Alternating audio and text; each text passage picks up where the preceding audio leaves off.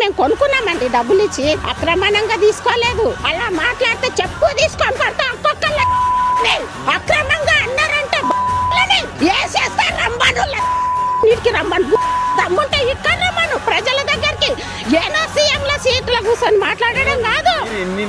మాట్లాడుతున్నారు కదా, మరి మీ పైన కేసులు అయితే ఏం చేస్తాడు? మొత్తం వస్తాం బా నడువు. లక్షల మందిని తీసుకుపోయి ఏం చేస్తాడు? చంపుతాడా?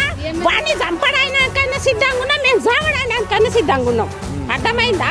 మేము చావడానికి సిద్ధంగా ఉన్నాం, వాడిని చంపడానికి సిద్ధంగా ఉన్నాం. ఎంతమందిని తీసుకుపోతాడు వాడు? ఏడికి తీసుకుపోతాడు? ఏం చేస్తాడు? ఏం కేసులు పెట్టి ఏం చేస్తాడు? చంపుతాడా? చంపేయను. అట్లనైనా రాజ్యం కోసం చచ్చింది. అప్పుడు గాంధీ వీళ్ళందరూ, జవహర్ నెహ్రూ వీళ్ళందరూ రాష్ట్రానికి పోరాడేగా చచ్చింది. మేము కూడా అట్లే పోరాడి చచ్చిన మేము అనుకుంటాం. ఆయన నిర్ణయాలు వచ్చి మీ ఇండ్లులో కొడతా, మీ అది చేస్తా ఇది చేస్తా అంటే ఇంతవరకు సాధ్యం అది?